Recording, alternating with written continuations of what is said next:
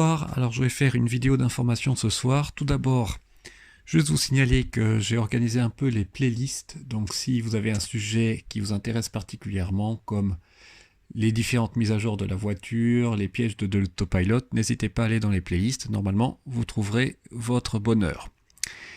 Et donc les sujets de ce soir, je vais finir la vidéo d'hier sur la consommation en hiver avec des nouvelles mesures, cette fois plus longues, comme ça m'a été demandé.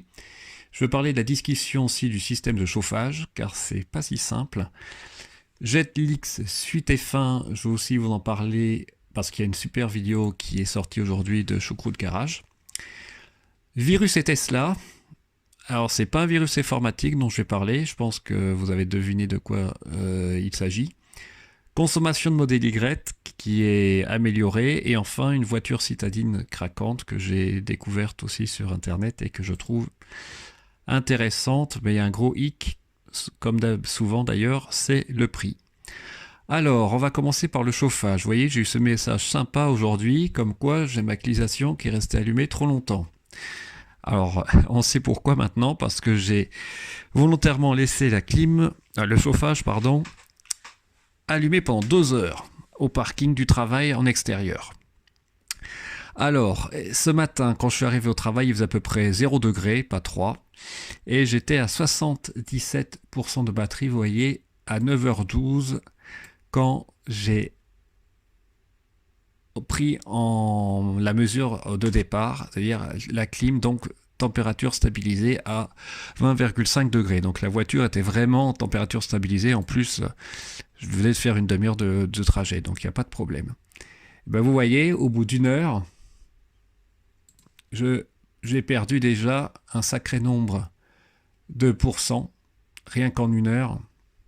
Et vous allez voir que de 10 à 11 heures, là, la température est passée de 0 à 3 degrés environ. Donc là, je vais passer, vous allez voir, de 70 à 65%. Donc j'ai perdu 7% de batterie de 77 à 70 pendant la première heure à 0 degré et 5% de batterie à 3 degrés. Donc ça fait quand même 12%, donc à peu près 8 kWh en 2 heures.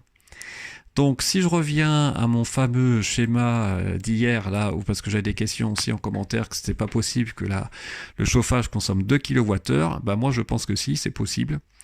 Là, la différence, c'est que j'étais pas dans la voiture, et la voiture ne roulait pas, donc il n'y avait pas le chauffage aussi, entre guillemets, un peu du moteur, du rotor qui pouvait passer à travers, entre guillemets, les sièges arrière. Et donc là, la voiture, elle vraiment chauffait, elle avait un effort d'énergie important pour garder la température de 20,5 degrés, ce qui est quand même assez élevé. Donc, ce qui veut dire quand même que voilà, 2 heures, 12% de batterie, c'est loin d'être négligeable. Donc si vous avez un problème sur l'autoroute, quel que soit où vous ayez d'ailleurs, il fait 0 degré et vous n'avez que 10% pour arriver au superchargeur comme planifié, vous pouvez avoir un problème. Donc on revient toujours à la même discussion d'hier.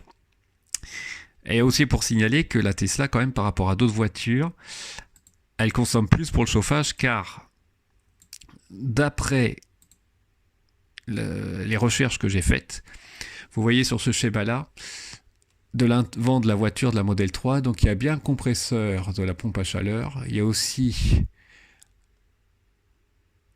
le radiateur incliné devant à la fois pour le refroidissement et le condenseur de la clim. Mais, alors c'est avec en conditionnel parce que j'ai vraiment eu du mal à trouver une information fiable. Je pense que le chauffage ne vient pas de la PAC. Donc je pense pas que ça soit une clim réversible. Je pense que c'est une clim qui rafraîchit, qui donne de l'air frais pour l'été. Mais pour l'hiver, je pense qu'il y a toujours les 2 résistances de 6 kW. Une qui est utilisée pour le réchauffage de la batterie et une qui est utilisée pour le circuit d'aération. Et donc, je l'ai déjà vu moi d'ailleurs en consommation instantanée dans le garage quand je branche la voiture sans charger la voiture au départ, et vous allez voir à la fin, là juste après, ça se verra pas mais je suis déjà monté à 6 kW. Donc ça m'étonnerait qu'une PAC clean réversible monte à 6 kW, ça me paraîtrait énorme. Donc je pense que c'est plutôt un système de résistance pour le chauffage en hiver. Ce qui expliquerait pourquoi on serait entre 1 et 2 kWh, on va dire, en moyenne, à température stabilisée. Et j'ai refait la mesure dans le garage en rentrant ce soir, donc 21 degrés, le garage était resté ouvert, donc il devait faire 4-5 degrés, et vous allez voir, donc là, la voiture ne charge pas, là, c'est juste la borne qui compense la perte de consommation de la batterie en temps réel due au chauffage. On est à 2 kW pile. Donc je pense qu'on est vraiment à cette consommation-là par temps hivernal autour de 0 degré quand on roule. Ce qui veut dire aussi que en fait, si a priori la consommation reste à peu près stable, quelle que soit votre vitesse, plus vous roulez vite d'un côté, moins le chauffage impacte l'autonomie par rapport à l'autonomie prévue. Donc c'est sûr que si vous roulez à 30 km/h, par rapport à l'autonomie prévue, vu que vous ne roulez pas vite, vous consommez globalement beaucoup de kilowattheures, quoi. Donc c'est bon à savoir, pas pour rouler, parce que là, on connaît exactement l'impact, et puis la voiture le programme bien, évidemment. Mais quand vous êtes dans les bouchons, en hiver, gardez quand même une marge, comme on ferait d'ailleurs avec une voiture essence, comme on me l'a fait judicieusement remarquer dans les commentaires. L'autre sujet, c'est Jedlix. Donc comme je vous ai dit, j'ai déjà fait 2 vidéos sur le sujet, où je me suis concentré sur l'application elle-même, les fonctionnalités, comment on s'inscrit, et puis ensuite, concrètement, qu'est-ce que ça donne comme gain potentiel en euros si vous avez un fournisseur d'énergie qui est partenaire de Jedlix. Bien. Je ne me suis pas penché sur 2 autres sujets qui sont très importants. C'est le premier, donc vous allez voir, c'est Choucroute Garage qui a fait une super vidéo ce soir. C'est la confidentialité et l'utilisation des données du compte Tesla, car vous devez donner vos identifiants et mots de passe Tesla pour pouvoir accéder, pour que Jedlix puisse accéder à la commande de la charge, et donc il récupère des informations évidemment de la voiture. Et puis le second point qui est aussi important, c'est la fiscalité. Qu'est-ce qui se passe d'un point de vue fiscal, puisque Jedlix vous rétrocède, vous donne de l'argent, donc vous fait un virement sur votre compte.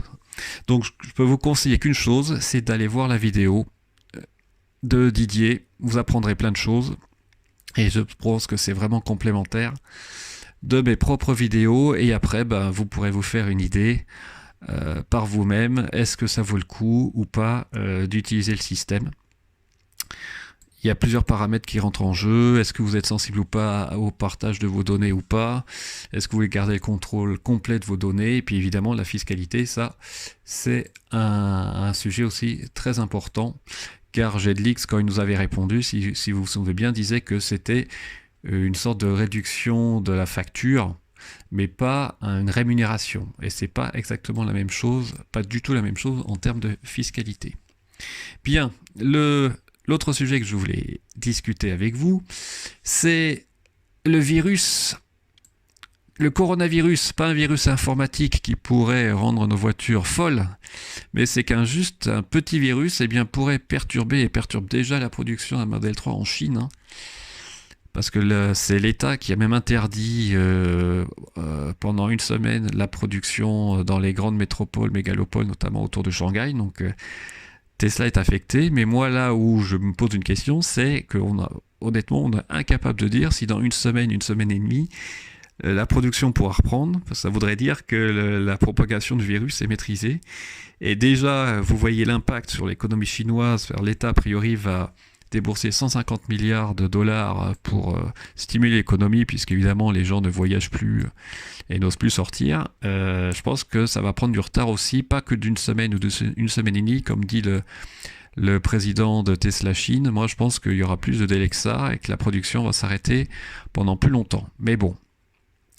Vu l'état de forme de Tesla à l'heure actuelle, tout réussit à Tesla, je pense que ça va pas être un gros souci, en tout cas je l'espère pour Tesla, si ça dure que quelques semaines. La Model Y, alors ça c'est très intéressant. En fait, il y a une hausse d'autonomie qui a été confirmée par l'Agence de protection de l'environnement des États-Unis. Et là où c'est vraiment surprenant d'un certain côté, enfin maintenant je devrais l'être moins, c'est qu'avec la Model Y Performance, ils arrivent à obtenir une autonomie qui est supérieure à la Model 3, alors que clairement le CX notamment de la voiture est moins bon. Et donc le coefficient de pénétration dans l'air, et je pense que le SCX, je ne sais pas, mais il est peut-être aussi moins bon. Donc ils ont fait des améliorations encore sur le système de propulsion ou de 4 roues motrices. Donc ils arrivent à gagner de l'énergie, à sauver de l'énergie au niveau des moteurs et au niveau de la chaîne de propulsion et de traction, ce qui est quand même assez remarquable. Donc on arrive, vous voyez, à des autonomies vraiment impressionnantes pour un SUV, quoi. J'ai hâte de voir ce que les autres constructeurs vont pouvoir proposer à ce niveau de prix et de performance en termes d'autonomie avec une batterie de 75 kWh. On va bien voir. Et ma petite citadine qui franchement moi j'adore ce que Honda a fait, c'est cette nouvelle Honda i qui est vraiment une bouille fantastique. C'est vraiment une pure citadine, elle fait 3,90 m de long. Elle braque évidemment un rayon de braquage très court, il y a 4 vraies places à l'intérieur. Et ce qui est bien, c'est que Honda a mis le paquet en termes de technologie. Donc quand vous voyez l'intérieur de la voiture, ça ressemble à pas une voiture normale, on va dire, avec tous ces écrans juxtaposés. Vous avez plusieurs écrans tactiles. Vous avez les écrans rétro-caméra. Ça c'est nouveau, à part je crois qu'il y a Audi qui a ça sur les e-tron, mais là c'est vraiment à l'intérieur de la voiture et puis on les voit bien et donc il n'y a pas de rétroviseur par contre, extérieur. là où ça risque de poser problème, c'est pas au niveau des puissances moteurs parce que c'est largement suffisant, c'est plutôt au niveau de l'autonomie, puisqu'on a une batterie de 35 kW et à peu près 200-220 km d'autonomie. Alors vous allez me dire, pour une citadine, il n'y a pas de problème. Oui, mais moi où ça coince, c'est au niveau du prix. Parce que j'imagine mal beaucoup de personnes dépenser 30 000 € avec le bonus inclus pour une citadine qui a 200 km d'autonomie. Je pense que c'est pas raisonnable pour une immense majorité des gens. C'est différent pour une Tesla, évidemment, où on peut voyager partout. Donc on a quand même la latitude de bouger sans contrainte, même si le prix est très élevé avec des super performances. Là, 30 000 € pour une citadine. Vous allez me dire, une 208, c'est un peu moins cher, mais ça reste quand même évidemment élevé pour une voiture on va dire, au rayon de voyage limité à l'heure actuelle. Donc, à voir s'ils vont en vendre beaucoup. C'est sûr que ça peut être un coup de cœur pour pas mal de personnes, mais c'est quand même un coup de cœur pas donné vu le rayon d'action de la voiture. Voilà, écoutez, j'espère que ça vous a plu. Je vous souhaite un très bon week-end et je vous dis à bientôt. Au revoir.